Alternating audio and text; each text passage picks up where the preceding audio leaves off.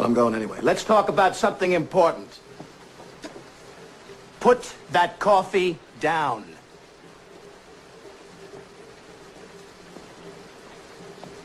Coffee's for closers only. You think I'm fucking with you? I am not fucking with you. Your name's Levine? Yeah. You call yourself a salesman, you son of a bitch? I don't gotta listen to this shit. You certainly don't, pal. Because the good news is you're fired. The bad news is you've got just 1 week to regain your job, starting with tonight. Starting with tonight's sit. Oh, have I got your attention now? Good. You get the picture? You laughing now? You got leads. Mitch and Murray paid good money. Get their names to sell them. You can't close the leads you're given. You can't close shit. You are shit. Hit the bricks, pal, and beat it, because you are going out. The leads are weak. The leads are weak. The fucking leads are weak. You're weak. I've been in this business 15 years. What's your name? Fuck you. That's my name. You know why, mister? Because you drove a Hyundai to get here tonight. I drove an $80,000 BMW. That's my name. Because only one thing counts in this life. Get them to sign on the line which is dotted.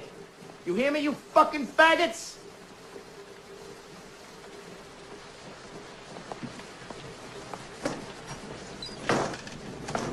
A, B, C.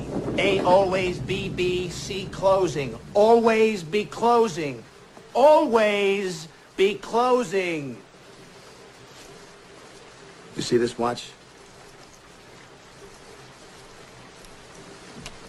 You see this watch? Yeah.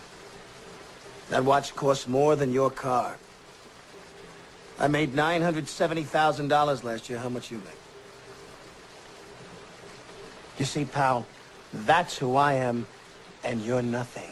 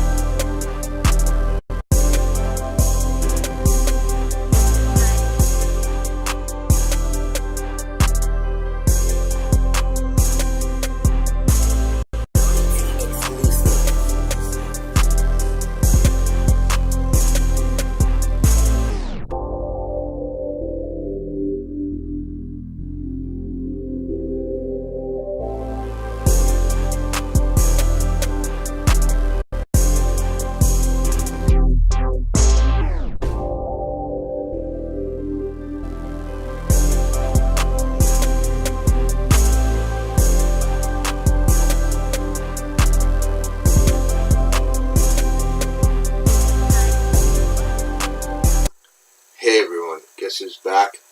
It's Kamish, back here with another draft preview. This time it's Glenn and saving Matt's Ryan. The guy that started out last year in the North, his first year in, decided to take the Grace.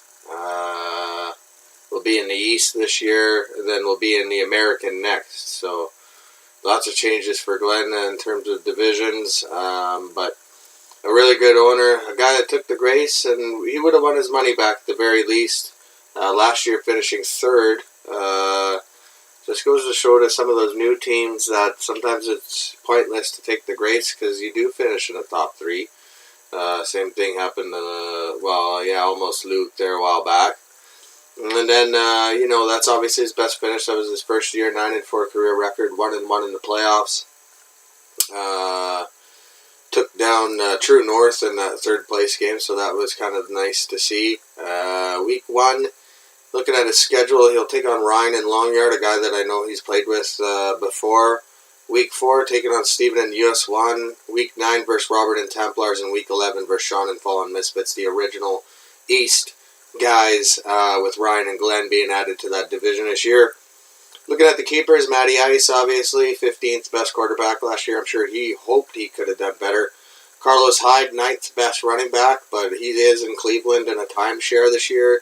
Dion Lewis, 13th, but in a timeshare with Derrick Henry, obviously. Golden Tate is surprising 12th, and then Randall Cobb is his keepers. Definitely not a bad starting 5, not also the best starting 5 as well. Looking at the draft here, because this is a draft preview for Glenn and Saving Mats Ryan. I mean, I see some trouble along the horizon here. No round 1, no round 2. He went all in last year, which you got to admire the competitiveness and a guy that's already paid for this year. So it's not a guy that's backing out or anything. He just wanted to win last year, money or no money. But the issue with that is his first pick is in the 3rd round, 58th pick in the draft. So that's going to be not where you want to be for sure, and only 7 picks in the first 10 rounds, then 10 picks in rounds 11 to 20, and then 13 picks in rounds 21 to 30, which obviously is not the ideal situation. But, you know, for Glenn, I know how competitive he is, and, you know, if some of these keepers can get near the top 10 or in the top 10 like they were a year ago, you know, this could be a good thing for Glenn this year and Saving Mats Ryan. I know he had tried to motivate his keepers with that speech you saw.